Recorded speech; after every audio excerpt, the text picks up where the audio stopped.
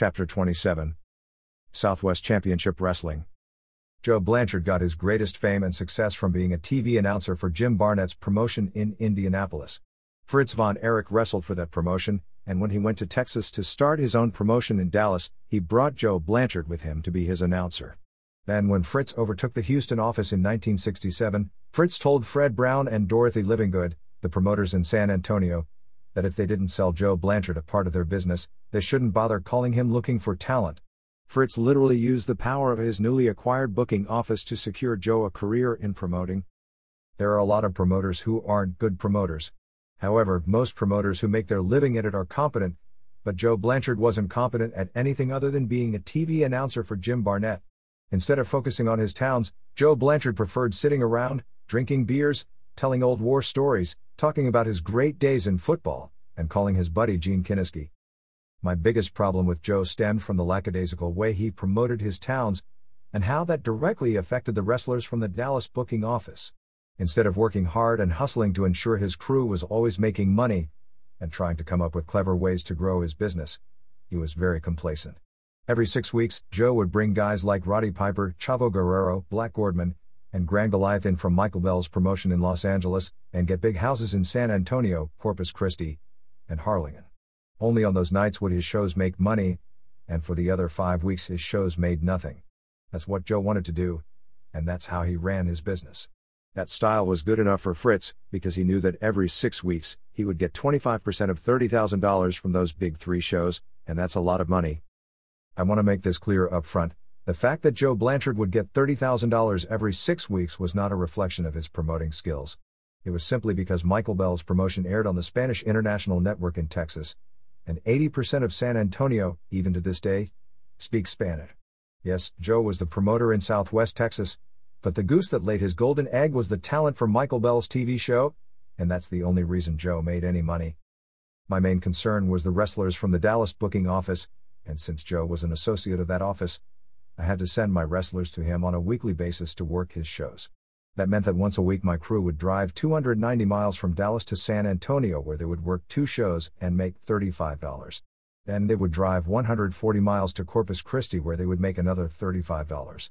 After that they would drive another 200 miles to Harlingen, where they would make $35, and then they would have to drive 630 miles back to Dallas. That's 1,260 miles in a car, with the gas, 3 hotel rooms, and food all paid out of the wrestlers' own pockets, to work 4 shows and make $105. That's what I had to send my wrestlers to on a weekly basis. That upset me a great deal, because there were times where I would send my crew to wrestle for Joe Blanchard, and they would lose money. I didn't own a town or a booking office. All I had was my reputation as a booker who could make guys money and help them develop their gimmick, and I took that very seriously. Wrestlers had to know that if Gary Hart was booking them, they would be taken care of. How could I possibly be taking care of them if I was sending them to work for a promoter who didn't pay them what they deserved?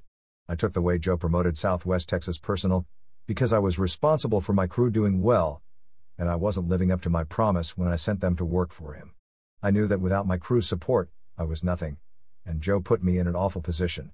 And even though the wrestlers told me they understood, it always bothered me. To top it off, every 6 weeks, I would have to fight for my guys to get positions on the big shows he promoted, because Joe would have been content just bringing in the crew from Los Angeles and paying them all the big money. Joe had no concern or respect for talent and their financial considerations. He looked at wrestlers like cattle, and viewed himself as a lofty promoter. In reality, Joe was lazy and had no desire to even try to get bigger houses, and just rested on his laurels that every 6 weeks he would make good money off of Michael Bell's guys. Joe wasn't what I would call a dynamic television producer either, but it's not as if anyone saw his show, because it was truly unwatchable. When Joe would make his TV shows, he would record it live with 2 audio tracks, one with a Spanish-speaking announcer, and the other with an English-speaking announcer. That's a great idea, but unfortunately the announcers would sit right next to each other at ringside and record their commentary at the same time. Therefore, if anyone tuned in to see Joe's show, they would hear someone speaking another language in the background and get terribly distracted. Plus, if an English-speaking wrestler was giving an interview for the Spanish-speaking audience, the Spanish announcer would have to stand there and interpret everything he said, dragging down the whole rhythm of the show. It was simply not a good show, and that's why no one watched it.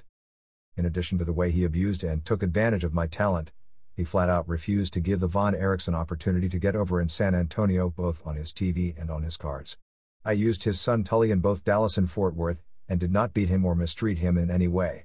Some bookers would have made Tully pay the price for how his father mistreated the office, but I was a professional. Even though Tim Brooks was one of my closest and dearest friends, he was anything but a stooge. He never repeated idle gossip he might have heard in the dressing room, but he would tell me certain things if he was concerned it would affect my business, and he did it in a very professional manner. Therefore, in any of Joe Blanchard's towns, Tim served as my eyes and ears. Tim called me from San Antonio one Wednesday night saying, "You're not going to believe what happened. Joe Blanchard allowed Jose Lothario to take the mask off of LL Cohn." He was right. I didn't believe it.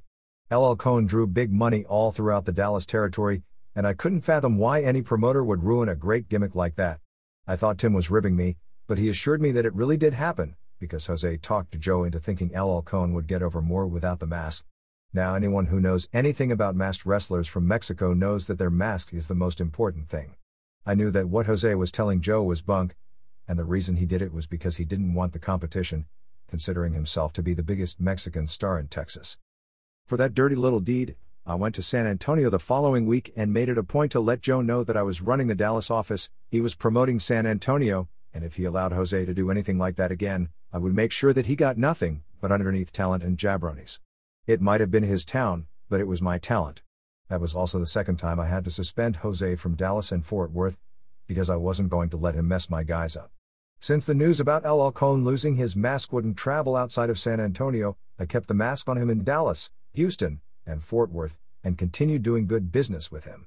Losing the mask did end up hurting him in San Antonio and Corpus Christi, though no doubt to Jose's delight. Joe Blanchard did a lot of questionable things, though. One night, I got a call from Joe, screaming at me that Bull Curry had been slapped around by Bruiser Brody during a match. I said, "Joe, when you first told me you were going to match them up, I thought you were kidding. I warned you that if you put a 65-year-old man with Bruiser Brody, that Brody will hurt him." He was in no mood to hear, and I told you so, and barked, "Well, you control the talent, and you always like to remind me that you're the boss. So you better take care of your talent or I won't use Bruiser Brody anymore." I do take care of my talent, and I try to take care of you by warning you not to book Brody with Bull Curry, I told him. Now, if you don't want to use Bruiser Brody anymore, that's fine with me. I can get him booked in Florida, Kansas City, and Puerto Rico any day of the week, so I don't really care what you think.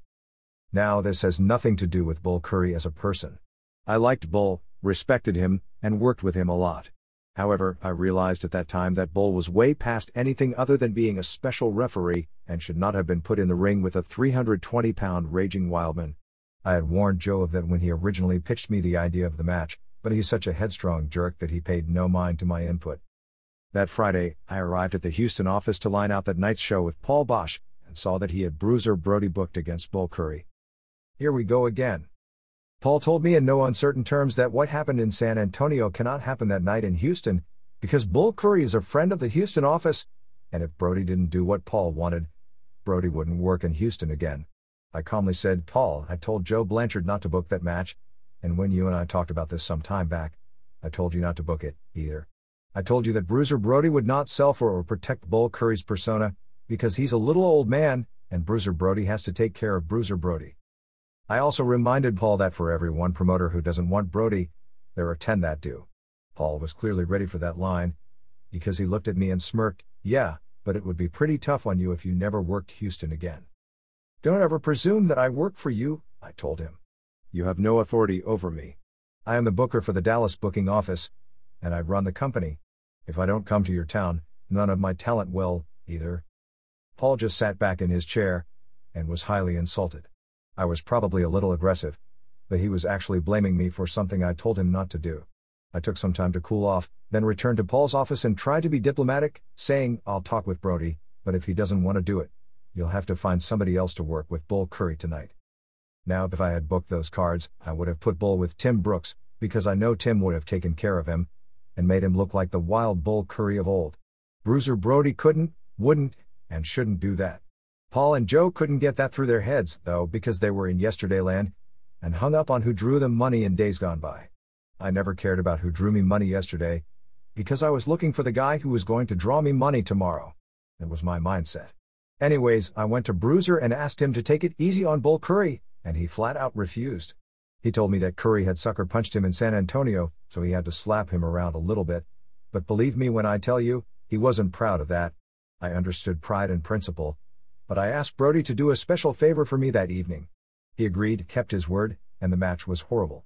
It went 2 minutes, but at least he didn't hurt Bull, and just got himself disqualified. Shortly thereafter, I started hearing some things that led me to believe that Joe Blanchard was planning on breaking away to form his own booking office. My first inkling came when Tim Brooks told me that he had gone out drinking with Johnny Boyd, and Johnny said that he couldn't wait until Joe kicked Fritz out of Texas. I went to Fritz with this news, warning him of my suspicions, saying, "Joe is going to screw you over. Mark my words, he's going to make a move on you." Fritz didn't believe it. He liked Joe and trusted him, and it actually made him crazy that I would even suggest that Joe would turn on him. He just wouldn't accept the fact that his friend could do such a thing, and Fritz and I had some of our greatest arguments over Joe Blanchard, to the point where he would yell, "I don't want to talk about this anymore." Then it happened. In 1978, Joe Blanchard broke away from the Dallas booking office and opened his own promotion, Southwest Championship Wrestling. As soon as the announcement was made, I called a meeting with the Dallas talent and announced, "We're losing the San Antonio market. I understand that some of you live in San Antonio, so if any of you want to work for Joe full-time, you're free to go, and if you eventually decide to come back here, you'll still have your job. All I ask is that you conduct yourselves as professionals. Remember, we're all friends here. This is a battle between the promoters, and we're caught up in the middle. Let's get through this as easily as we can." I played it off as just a business decision on Joe's part, but deep down I was very angry and wanted to choke him. At the same time, because of how angry he always made me, the day he broke away from the Dallas office was the happiest day of my life. As far as Southwest Championship Wrestling ever being a threat, or feeling like Joe could overtake the Dallas booking office, there was no doubt in my mind that he couldn't do it. I had the Von Erich boys, Bruiser Brody, and the NWA World Champion. Who did he have? His talent pool was beyond weak, so we looked at his promotion as a non-existing entity. Besides, it's not as if he had a money-making territory. San Antonio was always considered the weak sister, and the big three were always Dallas, Fort Worth, and Houston. He was nothing. Once Joe left our booking office, he began saying that American Wrestling Alliance champion Nick Bockwinkel was the true world champion. Once he started doing that, he was looked at by the NWA as an outlaw promoter. However, he was not seen as ambitious, like Eddie Einhorn was, who was pretty much ignored. In the very beginning, we thought he might make a move into Dallas or Fort Worth, because there were plenty of TV stations he could have gotten on and plenty of buildings to run in, but after a few weeks, we realized he would be content to just sit in the valley and do his typical business. Therefore, we didn't go to war with him. We knew we would eventually, but we wanted to bide our time and wait until we got TV in his area. As strong as KTVT was, it didn't go into San Antonio. We wanted to wait until we got a TV and a promoter in his territory before we made our move. Even though losing San Antonio was a blessing for me, it was a very bad time for Fritz, because he felt that Joe really blindsided him. Joe Blanchard was totally ungrateful for all the good things that Fritz had done for him over the years, and if it wasn't for Fritz, Joe would never even have been a promoter. What Joe did to Fritz is tantamount to me sticking a knife in Don Jardine's back or screwing over Mark Lewin on a business deal. Friends just don't do things like that to one another. What Joe did really bothered Fritz, and they never got back together or rekindled their friendship after that. Vern Gagne a couple of times tried to make peace between them, and I know that Bob Geigel did, as well, but Fritz would forever feel totally and absolutely betrayed.